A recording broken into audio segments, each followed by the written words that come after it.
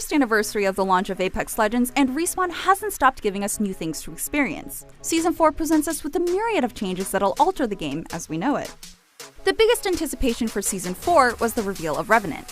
Now that he's an unlockable legend, we finally know what his character build is. Revenant's tactical ability allows him to throw a device that disables enemy abilities for 10 seconds and also deals a bit of damage. This feels a lot like Sombra's hacking ability if you've played Overwatch. His passive ability is what most people expected after playing the Halloween Fight or Fright event. He moves faster crouched and can climb walls higher than any legend. Revenant's ultimate allows him to summon a totem that protects his teammates from death for a short amount of time.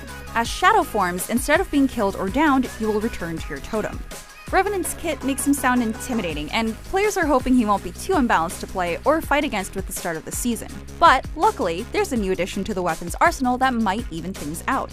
There's a new sniper rifle that's bolt action, and it has a unique power-up mode. The Sentinel has an option for players to implement Fire Select with a shield battery equipped, which will then use that battery from your inventory and temporarily enter an energized state that deals massive damage to enemy shields. The Sentinel has a limited amount of energy that lessens over time and loses a sizable amount with each shot, so make sure you make your shots count. The Sentinel is a world drop and has been fairly easy to find, so watch out for high-powered sniper shots.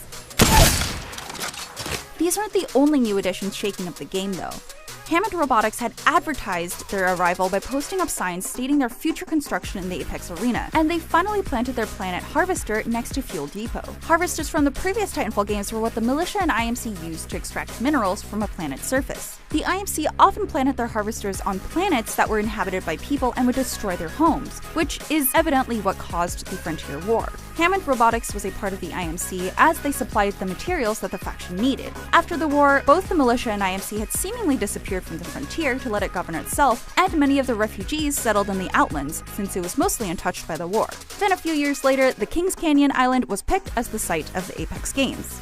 But now Hammond is back and extracting resources from the Apex arena for reasons no one knows. Though, the Hammond Robotics Draft 1 loading screen earned in the Battle Pass states that Hammond Robotics needs to, quote, remind the public the discovery of the Outlands wouldn't have been possible without Hammond Robotics. It is important to strategically deflect Hammond Robotics' involvement in the war and focus on the positive contributions. We must earn the public's trust. It's the only way to continue our... and the transcription cuts off. We can only assume they don't mean well to the Outlands inhabitants, and this means another war could be at risk, or maybe even the Apex Games. The Harvester has caused problems for this planet already, and Capital City is now split in two and are labeled Fragment East and Fragment West. The fissure form can now be crossed in only two locations via zipline or fallen skyscraper, vastly changing the dynamic of this drop location.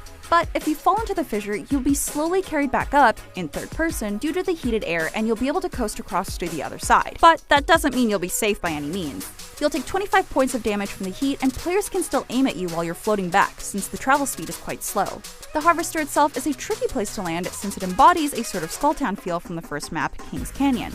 The building has long hallways that eventually lead to the middle of a structure, making fights self-contained.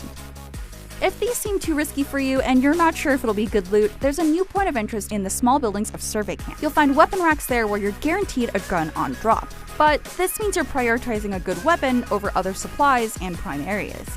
Have you gotten a chance to play Revenant yet? How do you feel about the new sniper rifle? How did the new map changes feel to you? Let me know in the comments below and we can definitely talk about it. But in the meantime, be sure to stay here at IGN for more on Apex Legends.